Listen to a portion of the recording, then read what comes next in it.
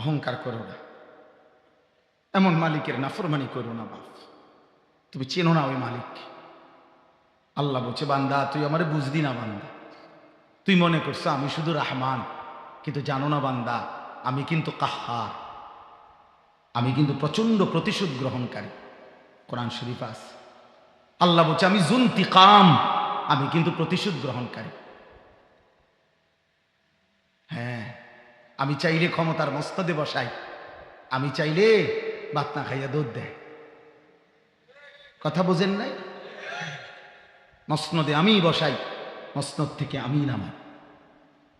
আমি চাইলে সুখে রাখি, আমি চাইলে দুঃখে ভাসায় দেই, আমি চাইলে সুস্থ রাখি, আমি চাইলে অসুস্থতায় ফেলে দেই। এজন্য আমি আপনি বাপ নওজোয়ান কেউ অহংকার করা ঠিক না রে বাপ। তোমরা বাড়াবাড়ি করছো ছেলেরা, প্রিয় যুবক তোমরা বেশি বাড়াবাড়ি করতেছ। তোমাগো বাপ চাচারা মনে করছে তোমরা দুষ্টামি করো। না রে বাপ, আমরা জানি তোমরা দুষ্টামি না রে। তোমরা সারা রাত উলঙ্গ ছবি দেখো, তোমাকে চেহারা দেখে মাত্র 16 বছর 18 বছর, এমন সুন্দর অল্প বয়স 18-20 বছরের ছেলেরা তোমাকে সাফা এরকম ভিতরে ঢুকে গেছে। কা বলো না আব্বা, তোমার কোমর এত ছোট হয়ে গেছে কেন? তোমার চেহারার মধ্যে কোনো দয়া মায়া আদর সোহাগ বলতে নাই কেন বাপ? নারী দেখতে দেখতে, ছবি দেখতে দেখতে, উলঙ্গ দৃশ্য দেখতে দেখতে, জিনার ব্যভিচারের কল্পনা করতে করতে তোমার চুল, চেহারা, লেবাস, পোশাক, তোমার শরীর স্বাস্থ্য সব হারায় গেছে। আমরা বুঝি ভাই, জানি তো, জানি তো। ক্লাস 8-এর ছেলে সারা রাত মোবাইল দিয়ে কি করো বাপ? এসএসসি পড়ুয়া ছেলে সারা রাত মোবাইল দিয়ে কি করো আব্বা? আমরা বুঝি না, আমরা বুঝি না। কি ভাবছো নিজের? এইভাবে জাতি টিকে না, এইভাবে সম্প্রদায় টিকে না, এইভাবে জাতি টিকে না। এখনকার প্রজন্ম গুনাহ আগেও ছিল রে বাপ, পাপ আগেও ছিল, কিন্তু তোমরা যেভাবে উল্লাস করে, তোমরা যেভাবে সম্মিলিতভাবে প্রকাশ্যে দিবালোকে অশ্লীলতার বেহায়াপনা করছো, এত সীমা লঙ্ঘন, এত বাড়াবাড়ি গত 30 বছর আগের মানুষ করে না। বিড়ি আগেও খাইছে মানছে, গালিগালাজ আগেও করছে, নাটক সিনেমা মানছে আগেও দেখছে, ওগুলো পাপ। কিন্তু হতে পারে কোনো চাচা গত 40 বছর লাগাইয়া যা টেলিভিশন দেখছে, তুমি 3 রাইতে তার চেয়ে বেশি দেখে গেছো। তুমি বাড়াবাড়ি করতেছ, তোমরা বাড়াবাড়ি করছ, তোমরা গুনার আস্ফালন করতেছ, তোমরা গুনাহ নিয়ে প্রতিযোগিতা করছ। এটা ভালো হবে না, এটা ভালো হবে না। আমি কোনো দল বুঝি না, আমার কোনো দলও নাই, বুঝিও কমেডি, কিন্তু আমি বুঝি তোমরা নিজের বিপদ নিজে টেনে আনতেছ, নিজের মুসিবত। 4টা জিনিস তোম করে পাগল বানায় রয়েছে কিশোর নওজোয়ান। একটা মোবাইল, 2 একটা মোটরসাইকেল, 3 একটা হারাম অসৎ চরিত্রহীন মেয়ে যার সাথে তোমার হারাম সম্পর্ক, 4 কিছু অসৎ বন্ধুর আড্ডা। তোমরা মনে করছে এই 4টার মধ্যে সফলতা সুখ? একটা মোবাইল পাইছো, একটা মোটরসাইকেল, একটা অসভ্য চরিত্রহীন মেয়ে, লম্পট মেয়ে, আর কিছু অসৎ বন্ধু। বিকাল 3টা থেকে রাত 11টা পর্যন্ত আড্ডা দিছ। 8 ঘন্টায় আসর, মাগরিব, এশা 3 ওয়াক্ত নামাজের আজান হয়েছে, কিন্তু বন্ধু নামের শয়তান একবারও তোমারে বলে নাই কিরে দোস্ত নামাজ পড়বি না? কিরে দোস্ত আমিও মুসলমান, তুইও মুসলমান। আমি পরিষ্কার বলি দোস্ত, রাত অনেক হয়েছে, আমি আর দেরি করছি। অনেক শ্রদ্ধেয় ব্যক্তিগণ, মেহমানরা আসছেন, আমিও আমার কথা শেষ করে দিতে চাচ্ছি। ওনারা একটু কথা বলবেন, আমরা এরপরে দোয়া করব। কিন্তু আমি ভাই একটা ছেলে উঠো না বাপ, আমি অনুরোধ করছি। আমি এক ফেরিওয়ালা, যে আহাজারি করি, এই অব্যাহত গুনাহ, এই নারী ছবি, এই অস্থিরতা, বেহায়াপনা, এই অসভ্যতা, একদিন যদি রাত গভীরে জালেমের জুলুম কোন কাফের মুশরিক বেঈমানের অব্যাহত বোমা হামলা আমাদের উপরে মুসলমান হিসাবে শুরু হয়, একবার কাইট হইয়া পড়ে গেলে আরেকবার সোজা হইয়া দাঁড়াইতে কষ্ট হয়ে যাবে বাপ, মনে রেখো বাপ। এই জন্য দোস্ত, একবার কাইট হইয়া পড়ে গেলে আরেকবার সোজা হইতে কষ্ট হবে। অতএব এই গুনাহ, এই অশ্লীলতা, এই নাফরমানি, এই পাপ, এই অব্যাহত আল্লাহর নাফরমানি, আমাদের মেয়েরা, আমাদের বোনেরা অশ্লীলতার, বেহায়াপনার, বেপরদিকির উৎসব করতেছে। সবাই যেন মহিলাদেরকে সারা দিন দেখা যায় বাজারে, মার্কেট। আপনি জিজ্ঞাসা করলে হয়তো বলতে পারবে না যে সাসি আপনি বাইক থাকেন কোন সময়, সপ্তাহে আপনি থাকেন কোন দিন বাইক। প্রত্যেক দিনে ওনার মার্কেটে কাম আছে। উনি বদনা কিনতেও দুর্ভাগা পুরুষ, আজকে এমন দুর্ভাগা হয়েছে স্বামী, বেচারা হইলো এটিএম বুথ, বেটা শুধু টাকা উপার্জনের মেশিন। বেচারা টাকা রোজগার করার পরে একটা বদনাও যদি কিনা আনে, বেরিয়ে করে হয়েছে না এটা কালার, একটা কালার, একটা কালার ফাইল চিনছো না তুমি? বদনার কি একটা কালার লাগে? বদনা তো বদনাই না, এটার একটা কালারের ব্যাপার আছে, এটা একটা কালার। এবারে এই বদনা কিনতে লাগাইছে 3 ঘন্টা। কালার মিললে রং মেলে না, রং মিললে কালার মেলে না, বুঝেন না কথাটা? সাইজে মিললে লম্বায় হয় না, লম্বায় হলে সাইজে হয় না। ফাইজলামি আর কি। আসল কথা হইল কি? ফাইজলামি। আসল কথা হইল তামাশা। আমাদের বোনেরা খুব বেশি বেপরদিগির ছড়াছড়ি করছে। এইভাবে কিন্তু আল্লাহর রব্বুল আলামিনের আযাব যদি আসে, জালেমের দুশমনের যদি কোনোদিন আগ্রাসন শুরু হয় বন্ধু, আরেকবার সোজা হইয়া দাঁড়াইতে কঠিন হবে। আমি বললাম একটা ছেলে হলো, মনে রেখো, যদি কোনোদিন জালেমের জুলুম, যদি কোনোদিন দুশমনের হামলা আমাদের উপরে হয়, প্রিয় ভাই, আল্লাহর আযাব যদি আসে, ঘুরে দাঁড়াইতে কষ্ট হয়ে যাবে। তোমরা নষ্ট হইও না, তোমরা চরিত্রহীন হইও না। আল্লাহকে সেজদা দাও, মালিকের গোলামি করো। সেজদাতে ইজ্জত আছে। আল্লাহ বলছে, বান্দা তুমি মাথা নোয়াই দিবা নিচে, আমি টেনে তোমার নিয়ে আসবো জান্নাতে। দেও বান্দা, তুমি ছোট হয়ে যাও, তুমি মাথা নুয়ে দাও, তুমি কপালে সেজদা লাগাও, আমি আল্লাহ ওয়াদা দিলাম, আমি তোমার জান্নাতুল ফিরদাউস দিয়ে দেব। আমার সামনে ছোট হবা না তো বান্দা, কার সামনে ছোট হবা? আমার সেজদা দিবা না তো বান্দা, কারে সেজদা? এত বড় অহংকারী কেমনে হইলা বান্দা?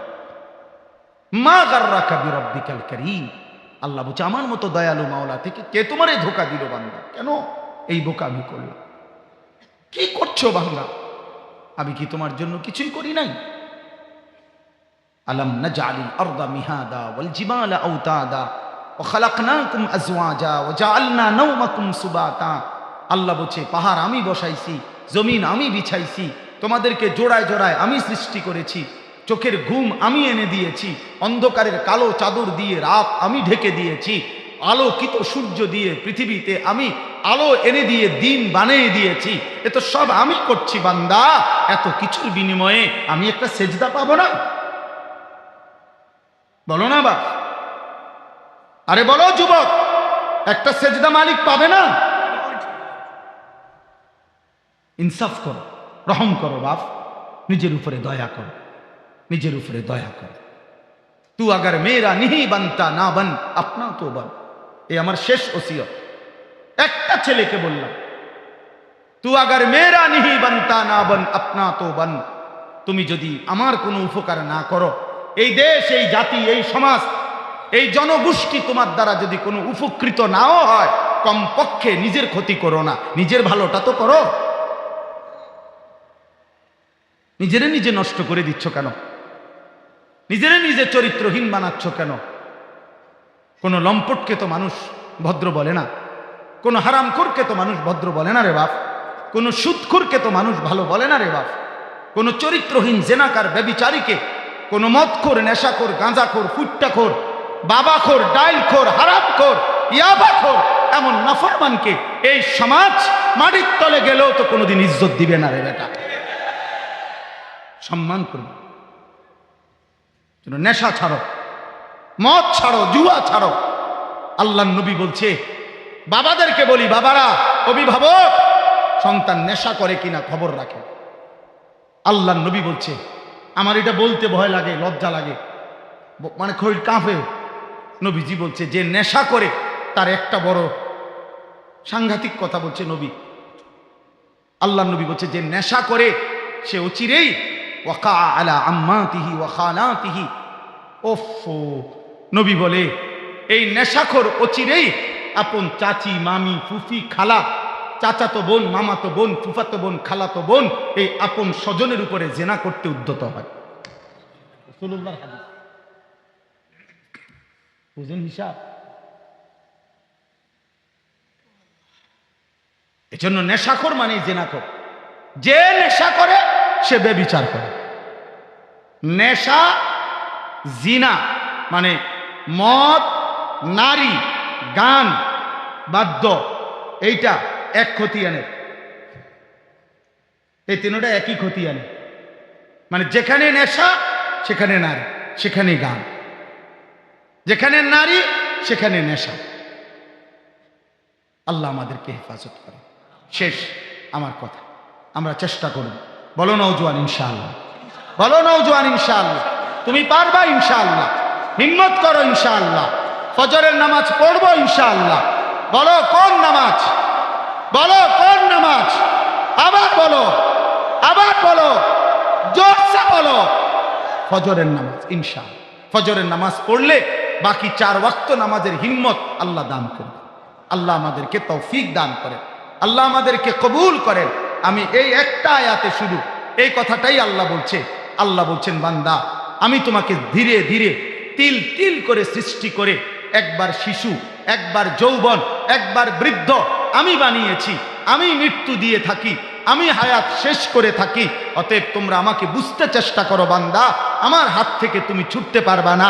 আমি রাত বানাই, দিন বানাই, আমি শিশু বানাই, আমি যুবক বানাই, আমি বৃদ্ধ বানাই, আমি হায়াত দেই, আমি মৃত্যু দেই, আমার থেকে ছুটতে পারবা না। আশুদ্দাকুম সুম্মা লিতাকুনু শুয়ুখা ومنكم من يتوفى من قبل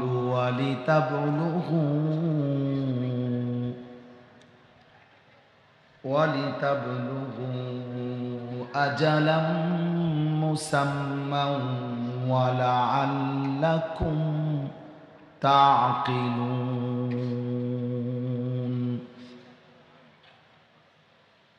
صدق الله مولانا العظيم وقال نبينا صلى الله عليه وسلم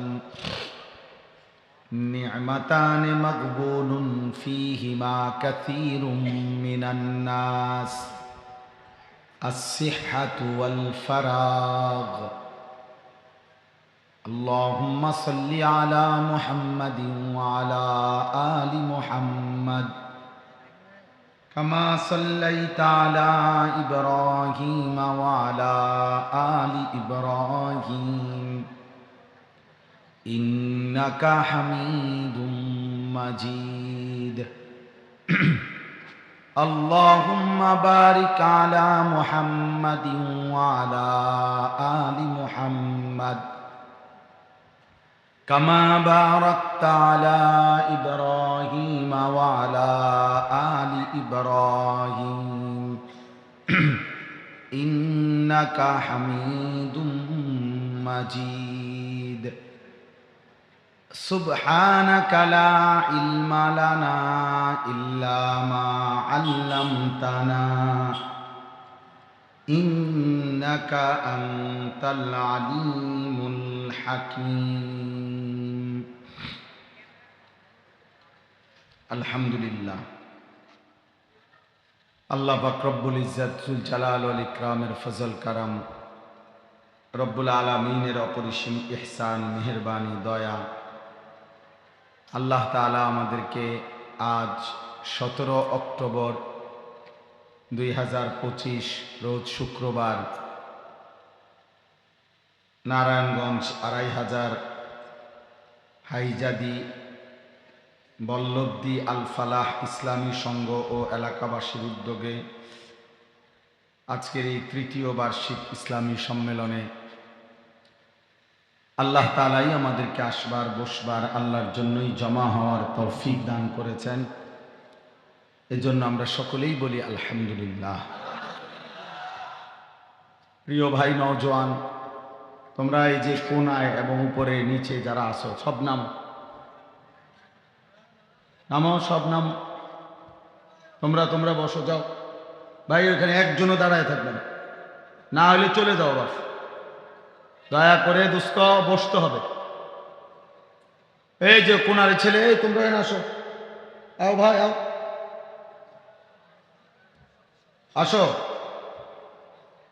নিচে নামো, তোমরাও নিচে নামো। এই ছেলেরা নিচে নামো, নামো। এই হুলস্থুল পছন্দ করি না।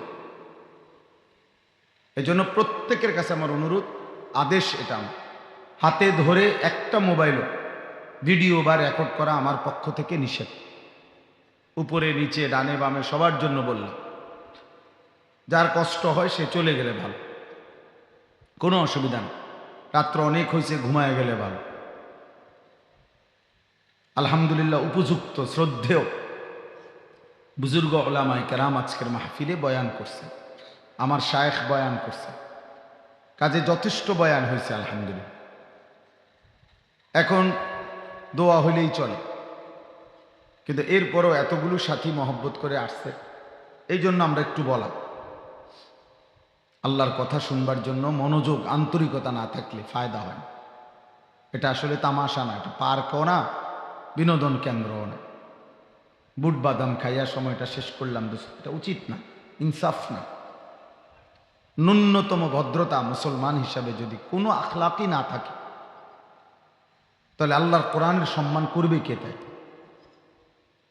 নবীজি সাল্লাল্লাহু আলাইহি ওয়াসাল্লামের ইজ্জত করবে কে? তাই আল্লাহর কোরআন পড়া হচ্ছে, তোমরা কেউ উপরে কেউ নিচে তামসা করতেছ, তো তোমাদের বিবেক কি কোনো কাজেই নড়বে না? ইনসাফ করো, তোমার বিবেক কি বলে? বয়স্ক চাচার বয়সী বাবা দাদা আছে এখানে।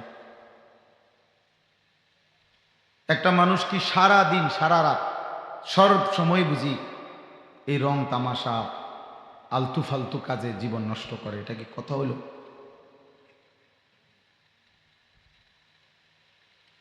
এই জন্য এইভাবে বিবেক শূন্য হয়ে যাওয়া উচিত না,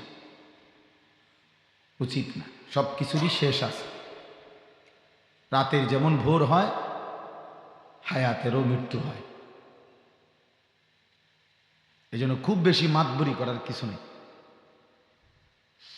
কেউই খুব বেশি মাতবরি করার কিছু নেই। দুনিয়ার কোনো অহংকারী শেষ পর্যন্ত থাকে না, আবার দুনিয়ার কোনো ভদ্রলোকও শেষ পর্যন্ত থাকে না। আমল করতে করতে কেউ আব্দুল কাদের জিলানী হইলেও মৃত্যু হয়ে যায়। নাফরমানি করতে করতে কেউ ফেরাউন নমরুদ হয়ে গেলেও মৃত্যু হয়ে যায়। অতএব এক অনিবার্য সত্য, চিরন্তন বাস্তবতা যে আমাদেরকে মরতে হবে। ওয়াজাআত সাকরাতুল মাউত বিল হক যালিকা মা কুনতা মিনহু তাহিদ। আল্লাহ বলে, বান্দা, সত্য সত্যই একদিন মৃত্যুর যন্ত্রণা আসবে, এবং এই মৃত্যু থেকেই তুমি পলায়ন করতে চেয়েছো। আল্লাহ বলেন, লাকাদ কুনতা ফি গাফলাতিন মিন হাদা, তুমি আখিরাত থেকে বড় বেশি গাফিল ছিলে বান্দা। ফাকাশাফনা আনকা গিতাআকা, আজ মৃত্যুর মাধ্যমে আমি তোমার আখিরাত, কবর থেকেই তোমার জাহান্নাম দেখায় দিলাম, তোমার সামনে খুলে দিলাম। এজন্য প্রত্যেক পাপী নাফরমান আল্লাহর অবাধ্য দুনিয়াটা হারামের মাধ্যমে কাটাইছে, তো মৃত্যুবরণ করলে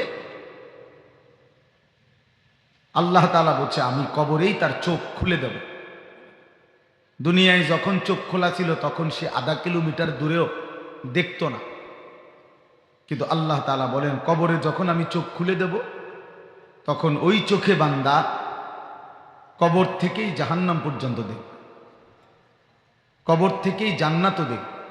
ইমানদার জান্নাত দেখবে, নাফরমান জাহান্নামের আযাব দেখবে।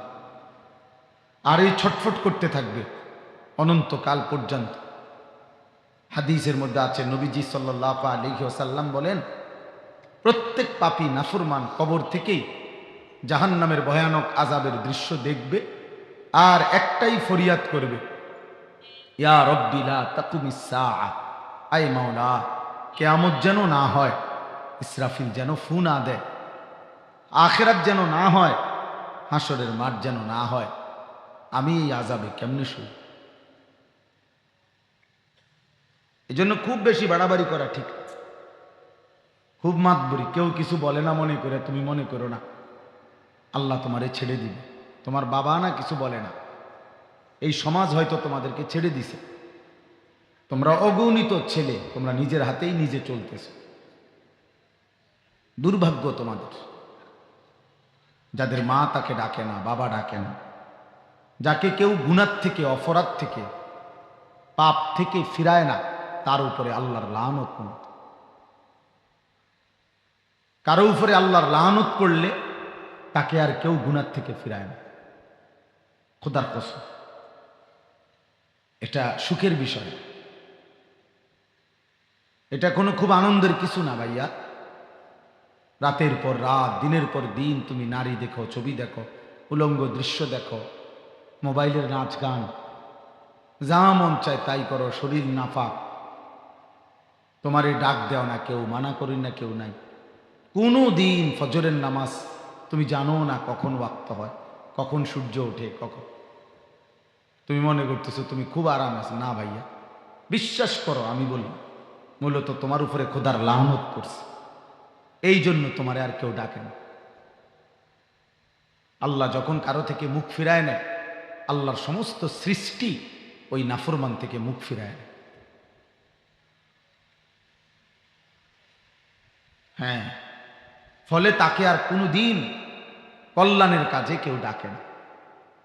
বাকি এমনি দুনিয়া তো সবাই ভোগ করে, ভাত মাছ চাল ডাল, পেশাব পায়খানা, ঘুম, লজ্জাস্থানের চাহিদা, এগুলো তো আমি প্রত্যেক দিন বলি যে এগুলো তো কুত্তারও পুরানো। কুত্তাও তো খায়, ঘুমায়, পেশাব পায়খানা করে। কুত্তারও তো লজ্জাস্থানের চাহিদা পূরণ, নাহলে কুকুরের বাচ্চা হয় কেন?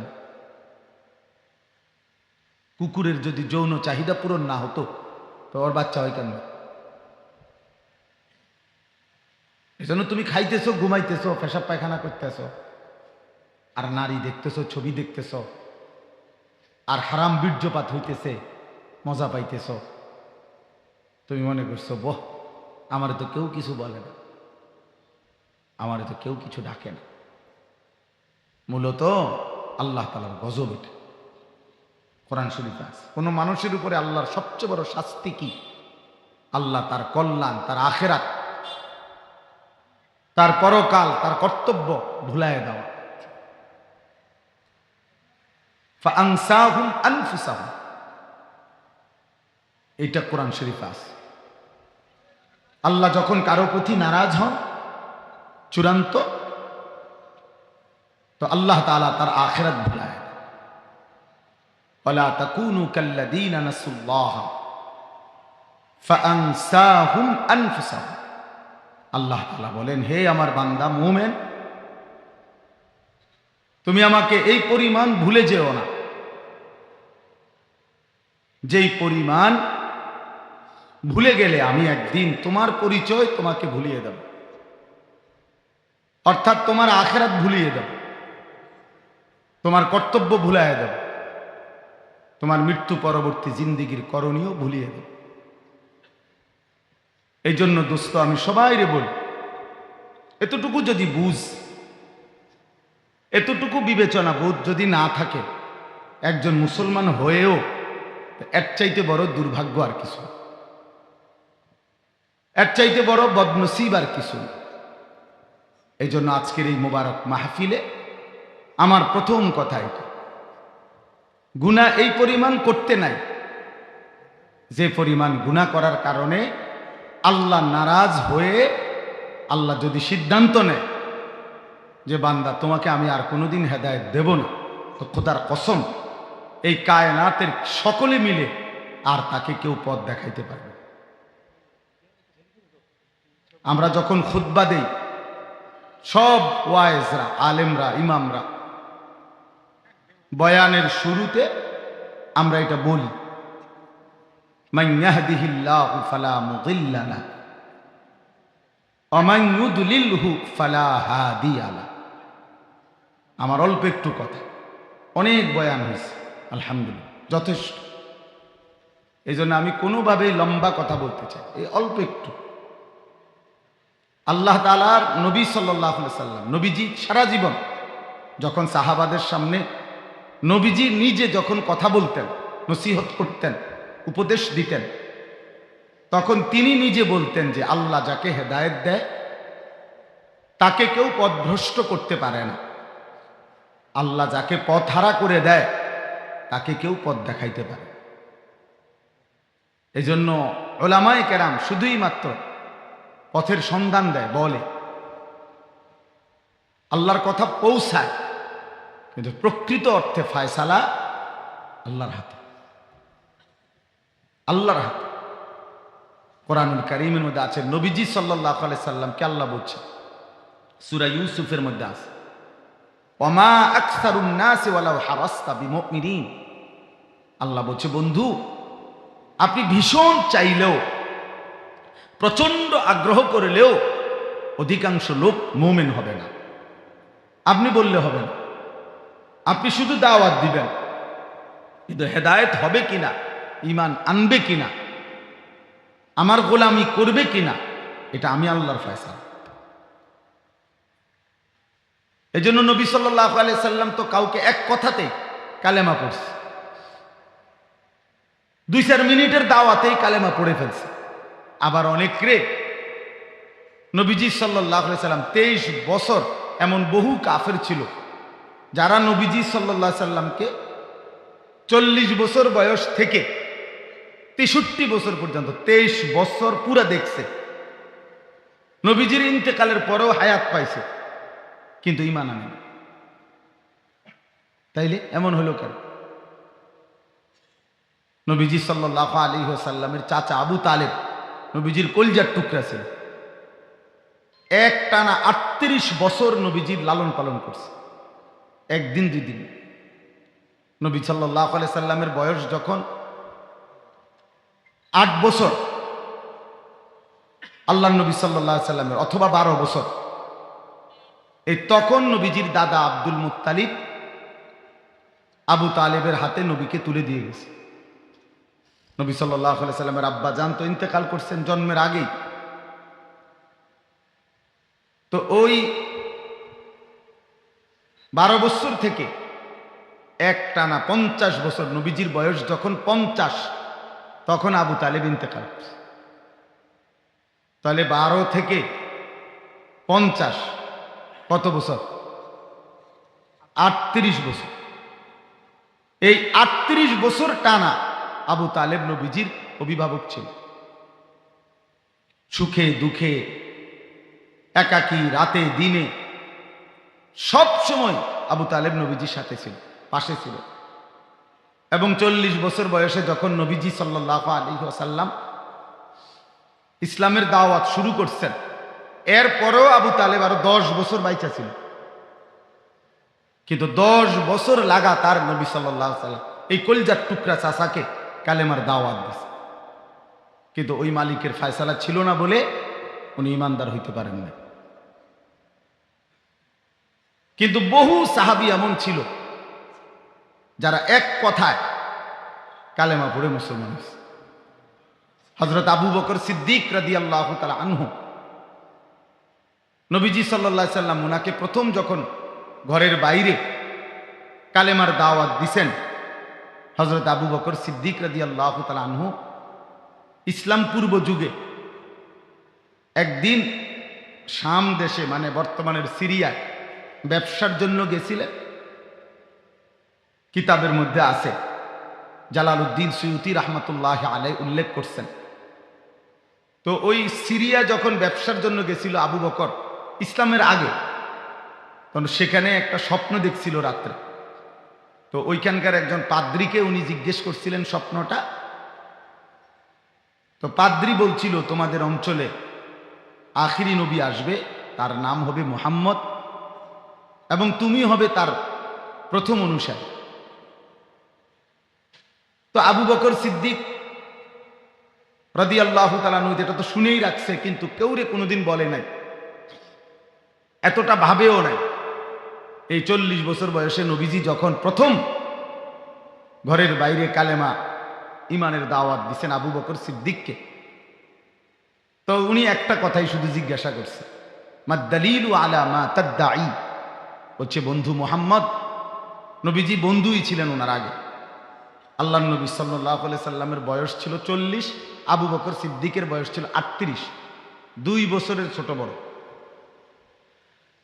আগের থেকেই সম্পর্ক ছিল। তো তিনি বললেন যে দোস্ত, তুমি যে দাবি করলা তুমি নবী এবং তোমার এই কথা কালেমা, এই কথার উপরে দলিল কি? আল্লাহর নবী সাল্লাল্লাহু আলাইহি ওয়াসাল্লাম বললেন, রুইয়াকাল্লাতী রাআইতাহা বিশ-শাম, সিরিয়ায় থাকাকালীন তুমি যে স্বপ্ন দেখেছিলে সেটাই আমার নবুয়তের দলিল। হযরত আবু বকর সিদ্দিক রাদিয়াল্লাহু তাআলা আনহু ফাআনাকাহু ওয়া ক্বাব্বালা বাইনা আইনাইহি ওয়া আসলাম, তিনি তখন নবীজিকে জড়িয়ে ধরলেন, নবীজির কপাল মোবারকে চুমু দিলেন, কালেমা পড়ে মুসলমান হয়ে গেল। এই যে এক কথায় কালেমা পড়ছে। নবীজি সাল্লাল্লাহু আলাইহি ওয়াসাল্লাম মদিনায় হিজরত করে গেছেন যখন, মদিনার ইহুদিদের তখন সবচেয়ে বড় পণ্ডিত জ্ঞানী ব্যক্তি ছিল মদিনায়, ইয়াসরিব তখন নাম ছিল। গোটা ইয়াসরিবের সবচেয়ে জ্ঞানী ব্যক্তির নাম ছিল আব্দুল্লাহ ইবনে সালাম। সে ছিল ইহুদিদের বড় পণ্ডিত, ইহুদিদের ধর্মগ্রন্থের অভিজ্ঞ জ্ঞানী ব্যক্তি, ইয়াসরিবের সারা জ্ঞানী। তো যখন নবীজি আসলেন তখন তার বিরোধিতাকারীরা এই আব্দুল্লাহ ইবনে সালামকে বলছে, আপনি যেহেতু আমাদের মধ্যে বড় জ্ঞানী, কাজে আপনি তাওরাত ইনজিল কিতাব দেইখা একটা প্রস্তুতি নিয়ে চলেন মুহাম্মদের কাছে, আপনি কিছু প্রশ্ন করবেন, কথাবার্তা জিজ্ঞাসা করবেন, আমাদের বিশ্বাস যে আপনার সামনে সে টিকবে না, সে আপনার সামনে পারবে না। তো আব্দুল্লাহ ইবনে সালাম তিনি বলেন, আমিও ভাবলাম, পরে আমি ব্যাপক প্রস্তুতি নিলাম, তাওরাতের বিভিন্ন কঠিন কঠিন কথাবার্তা এগুলো আমি দেখে নিয়েছি, দেখা প্রস্তুতি নিয়ে গেলাম মুহাম্মদের কাছে সাল্লাল্লাহু আলাইহি ওয়াসাল্লাম। একদম স্পষ্ট আমরা কিতাবে পড়ছি, আব্দুল্লাহ ইবনে সালাম এসা এই ইহুদিদের ইয়াসরিবের সবচেয়ে বড় পণ্ডিত তিনি আয়েশা নবী সাল্লাল্লাহু আলাইহি সাল্লামের সামনে বসছেন। বসে কোনো কথা বলে নাই, আসছে তো ব্যাপক বইপত্র লইয়া বহস করব, বহুত কিছু সিরিয়ালাইব, বুঝেন নাই, ব্যাপক একটা ঠাটবাট নিয়ে আসছে, তারও তো লোক আছে। আয়েশা বসছে, কিতাবের মধ্যে লিখছে, এই আব্দুল্লাহ ইবনে সালাম নিজেই বলছেন, আমি বসলাম, ফানাজারতু ইলাইহি, আমি মুহাম্মদের চেহারার দিকে কিছুক্ষণ তাকাইলাম, ওয়া তাআম্মালতু, ওই চেহারা দেখে আমি কিছুক্ষণ ভাবলাম, ফাআলিমতু আন্নাহু লাইসা বিওয়াজহিন কাযযাবিন, আমার দিল বলে দিল এই চেহারা কোনো মিথ্যাবাদীর চেহারা হইতে পারে না। আসলামতু, আমি কোনো কথা না বলেই কালেমা পড়ে মুসলমান হয়ে।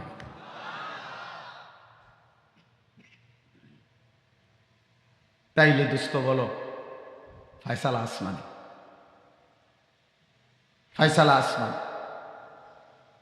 এই জন্য প্রিয় ভাই নওজোয়ান, তোমরা মনে করো না বাপ, তোমরা যা করতেছ এটা সুস্থ স্বাভাবিক মানুষের কাজ না।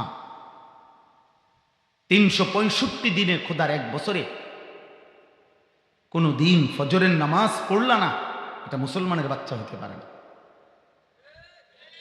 এটা ইমানদারের সন্তান হইতে পারে না বাপ, এটা মুসলমানের সন্তান হইতে পারে না। রাসূলুল্লাহ সাল্লাল্লাহু আলাইহি ওয়াসাল্লাম স্পষ্ট হাদিসের মধ্যে বলছে, বিশুদ্ধ হাদিস, নবীজি বলছে ফজরের নামাজ যে পড়ে না সে মুনাফিক। খোদার কসম, আল্লাহর কসম, লা ইয়াশহাদুহুমা মুনাফিকুন।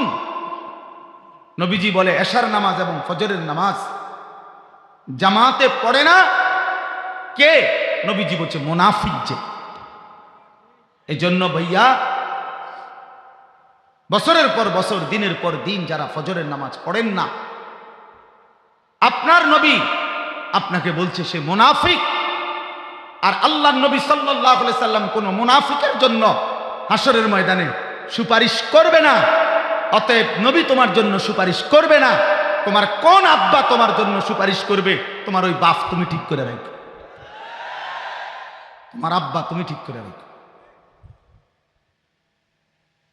হাসরের ময়দান আর দুনিয়ার মাতবরি এক কথা না, এক কথা না বাপ। না ঠিক বলার দরকার, তুমি শোনো, আমার চিৎকারের দরকার না। আমি জনপ্রিয়তা দিয়ে কি করব? আমি জনপ্রিয়তা দিয়ে করবো কি বাপ? আমি এক গরিব ঘরের সন্তান। জনপ্রিয়তা একটি ধোঁকা। জনপ্রিয়তা দিয়ে বক্তারও কিছু আসে যায় না, শ্রোতারও কিছু হয় না। আমারে যদি 1 কোটি মানুষ চিনে, আমার কবর রাজা মাপ, তো আমার লাভ হলো কি? আমি জনপ্রিয়তা দিয়ে করবো? আমি তো ভোটে দাঁড়াইছি না, আমি তো ভাইয়া কোনো প্রার্থী না, আমি না, আমার কোনো মার্কা নাই। অতএব আমারও যদি 10 কোটি মানুষও চিনে, তো আপনাদের কারো কবর রাজা মাপ, তো আপনাদের কি লাভ?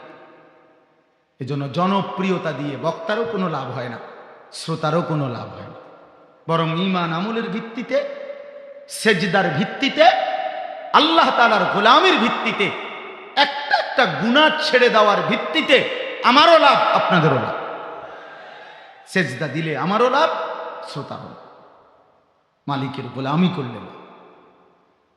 এই জন্য প্রিয় ভাই,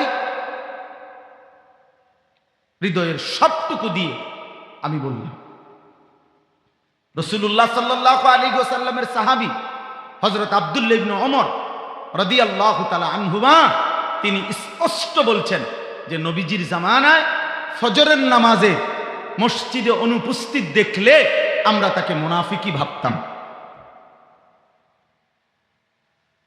আল্লাহর কসম, আমার কাছে কিতাব আছে, আরবি কিতাব, আমার গাড়িতে আছে, এত মোটা আরবি কিতাব আছে, আমি প্রয়োজনে দেখাইতে পারি। হযরত আব্দুল্লাহ ইবনে মাসউদ রাদিয়াল্লাহু তাআলা আনহু বলেন, নবীজি কারো ঈমানের ব্যাপারে সন্দেহ করিলে, যে লোকটা মুখে বলতেছে মুসলমান কিন্তু আসলে মুনাফিক কিনা, খোদার কসম সাহাবী বলেন নবীজি যদি কাউকে ভাবতেন, এটা ধারণা করতেন, তো তাকে ফজরের নামাজের জামাতে তালাশ করতেন। 2 দিন 4 দিন অনুপস্থিত দেখলে নবী বলতেন, হ্যাঁ আমি তার ব্যাপারে এটাই ভাবছিলাম যে সে প্রকৃত মুমিন নয়। এজন্য আমি হাত জোড় করে বলি, নওজোয়ান, তোমরা যারা ভাবছো শুধুমাত্র জুমার নামাজ পড়লে যথেষ্ট, আল্লাহর কসম শয়তান তোমাদেরকে ধোঁকা দিছে, ধোঁকা দিছে। জুমার নামাজ দিয়ে মুমিন এবং মুনাফিকের পার্থক্য হয় না। নামাজ অনেক সওয়াব, জুমার নামাজের অনেক নেকি আছে, কিন্তু জুমার নামাজ কোনো পৃথক নামাজ না। শুক্রবার দিন নামাজ কয় ওয়াক্ত? কথা বলে না। তাহলে জুমার নামাজ কি পৃথক কোনো নামাজ? নাকি ওই দিনকার জোহরটাই জুমা, জোহরটাই কি জুমা? তাহলে জুমা তো পৃথক নামাজ না, তো তুমি আলগা নামাজ পড়ো কিত্তা? তুমি শুধু জুমা পড়ো কোন হিসাবে? কারে বুঝাও? আমরা বুঝি না। তুমি 2 রাকাত নামাজ শুধু পড়লা, আসরও না, মাগরিবও না, এশাও না, ফজরও না, শনিবার, রবিবার, সোমবার, মঙ্গলবার, বুধবার, বৃহস্পতিবার কোনদিন 5 ওয়াক্ত নামাজ পড়লা না। আরে মুনাফিক, তুমি কারে বুঝাইতে চাও? মুসলমান বুঝাও, আমরা চিরা খাই, আমরা ভাত খাই না, আমরা বুঝি না বাপ। কাকে ধোকা দিচ্ছ? আল্লাহকে? ফেরেশতাকে? নিজেকে মুসলমান জাহির করার জন্য জুমার নামাজ পড়তে হয়, এটা কে বলছে? যদি বলেন না আমি আল্লাহর জন্য জুমার নামাজ পড়ছি, তো আসরের নামাজের সময় আল্লাহ আপনার কাছে কি অন্যায় করছে? বলেন না কেন? বলো না বাপ। মাগরিবের নামাজে তোমার মালিক তোমার কাছে কি অপরাধ করছে? এশার নামাজে তোমার মালিক তোমার কাছে কি অন্যায় করছে? ফজরের নামাজে তোমার মালিক তোমার কাছে কি অন্যায় করছে? এই জন্য শুধু যারা জুমার নামাজ পড়ে আল্লাহর জন্য পড়ে না। সাফ কথা, বাংলা কথা। আপনি যদি বলেন না আল্লাহর জন্য পড়ি, তাহলে আপনি আসর মাগরিব এশা ফজর পুরা সাতটা পড়বেন। আর নাহলে আপনি কন, এখন কন, রেকর্ডিং হোক। হ্যাঁ এখন রেকর্ড হবে, আপনি কন কি লেগে আপনি শুধু জুমা পড়েন, আসর মাগরিব এশা ফজর পড়েন না, বাকি 5 ওয়াক্ত পড়েন না, অন্যান্য দিন পড়েন না, এটার পিছনে তোমার যুক্তিটা কি? নওজোয়ান তুমি কও।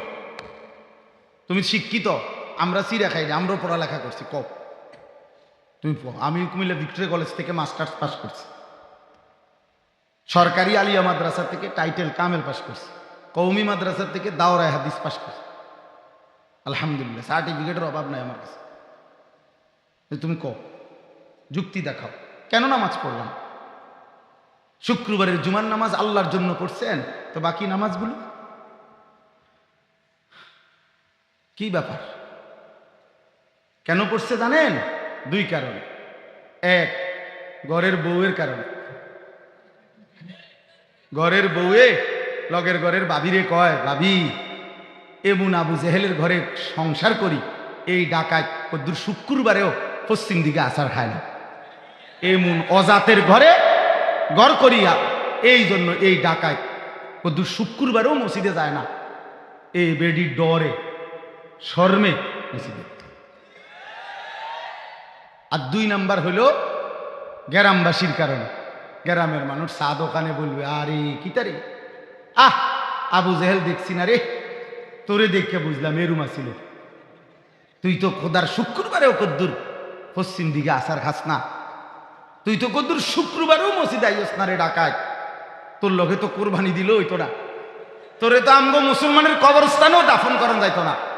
হায় হায় হায় রে, এটা কি এজিদা রে, কি ডাকাত রে এটা?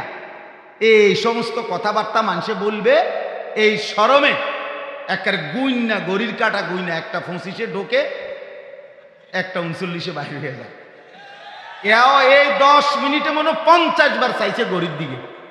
কারণ ওই যে ইবলিসে কামড়ায়, গুড়া কিরমি কামড়ায় যে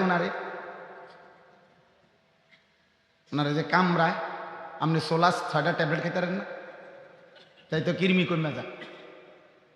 সোলাস ট্যাবলেট 6টা খাইলে কিরমি কমে, 6 দিনে 6টা। নাউযুবিল্লাহ, নাউযুবিল্লাহ। আল্লাহর নবী সাল্লাল্লাহু আলাইহি ওয়াসাল্লাম বলছেন, আল মুমিনু ফিল মসজিদ কাসসামাকি ফিল মা। নবীজি বলছেন, মুমিন মসজিদে এমন পানির মধ্যে মাছ যেমন, পানির মধ্যে মাছ যেমন আরাম পায়, খোদার কসম নবী বলেন মুমিন মসজিদে এমন আরাম পায়। রাসূলুল্লাহ সাল্লাল্লাহু আলাইহি ওয়াসাল্লাম বলছেন, আল মুনাফিকু ফিল মসজিদ কাত্তাইরি ফিল কাফাস। নবীজি বলে মুনাফিক মসজিদে এমন, খাঁচার মধ্যে পাখি যেমন, খাঁচার মধ্যে পাখি যেমন ছটফট করে, মুনাফিক মসজিদে এমন ছটফট করে, ছটফট করে। আল্লাহ আমাদেরকে হেফাজত করেন। আমার ভাই, আমার সাফ সাফ কথা, আমি আপনি মুমিন না মুনাফিক, এটা প্রমাণ করতে হবে ফজরের নামাজ। কোন নামাজ? কোন নামাজ? ফজরের। রাসূলুল্লাহ সাল্লাল্লাহু আলাইহি ওয়াসাল্লাম বলেন, ফজরের নামাজ না পড়ে যে ঘর থেকে বের হয়, সে শয়তানের পতাকা হাতে বের হয়। বিশ্বাস কর, রাসূলুল্লাহ সাল্লাল্লাহু আলাইহি সাল্লামের পরিষ্কার হাদিস। ভাইয়া আমার, দোস্ত আমার, নবীজি বলছেন, সারা রাত আল্লাহর জমিনে কোটি কোটি ফেরেশতা এই পৃথিবীতে আল্লাহর জমিনে দায়িত্ব পালন করে, আমাদের সেবায় নিয়োজিত আছে কোটি কোটি ফেরেশতা, কোটি কোটি। আমরা তো মনে করি শুধু আমাদের ডানে বামে দুইজন ফেরেশতা আছে, না ভাইয়া, এই দুইজন তো আছে, দুইজন। আল্লাহ বলছে মা ইয়ালফিজু মিন কাউলিন ইল্লা লাদাইহি রাকিবুন আতীদ, তোমাদের জিহ্বা দিয়ে যত কথা বের হয়, শব্দ বের হয়, এটা লেখার জন্য আরেকজন ফেরেশতা আমার আলাদা আরেকটা ফাইল নিয়ে তৈরি থাকে। এই যে এখানে একজন ফেরেশতা আছে। আল্লাহ বলছে লাহু মুআক্কিবাতুম মিন বাইনি ইয়াদাইহি ওয়া মিন খালফিহি ইয়াহফাজুনাহু মিন আমরিল্লাহ। কোরআন শরীফের আয়াত। আল্লাহ বলে বান্দা 24 ঘন্টা তুমি যখন চলতে থাকো, হাঁটতে থাকো, ঘুমাইতে থাকো, উঠতে থাকো, বসতে থাকো, আমার একদল ফেরেশতা তোমার চারদিক থেকে বেষ্টনী দিয়ে থাকে। এরা আমি আল্লাহর আদেশে, আমি যখন যতক্ষণ আদেশ করি ততক্ষণ তারা তোমাকে হেফাজত করতে থাকে। ইয়াহফাজুনাহু মিন আমরিল্লাহ, আল্লাহর আদেশে তারা তোমাকে হেফাজত করে। কল্পনা করো ভাইয়া, আমরা যখন ঘুমাই যদি নাক দিয়ে একটা ফোক ঢোকে, কথা বলে না, আমরা যখন ঘুমে বিভোর থাকি কান দিয়ে যদি ফোক ঢোকে, কে হেফাজত করবে?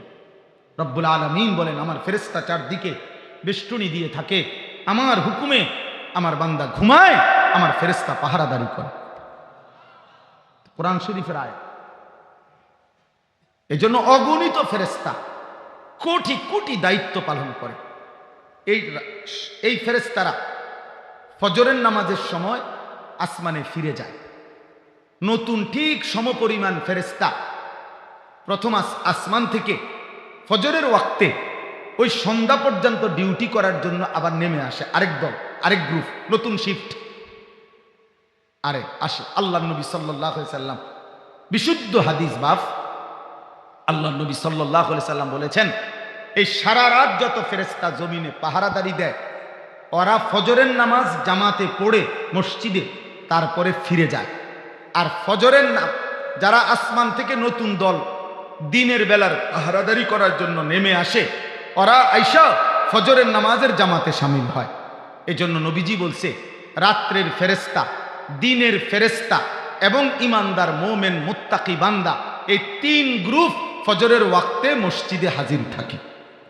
এজন্য রাসূলুল্লাহ সাল্লাল্লাহু আলাইহি ওয়াসাল্লামের হাদিসের ব্যাখ্যায় উলামায়ে কেরাম বলছেন যে সারা রাত যেই ফেরেশতারা এই আমাদেরকে পাহারা দিল, এরা যখন দেখে ফজরের ওয়াক্তে এই নাফরমান এখনো ঘুমায়, আল্লাহর কসম এই রাত সারা রাত্রের ফেরেশতারা ফজরের নামাজে উনারা নামাজ পড়ে উপরে যায়, তো উনারা যাওয়ার সময় বলে আল্লাহর লানত করুক তোর উপরে, তোরে সারা রাত পাহারাদারি করলাম, তুই আমার মালিকের সিজদা দিলি না, তোর উপরে খোদার লানত করুক।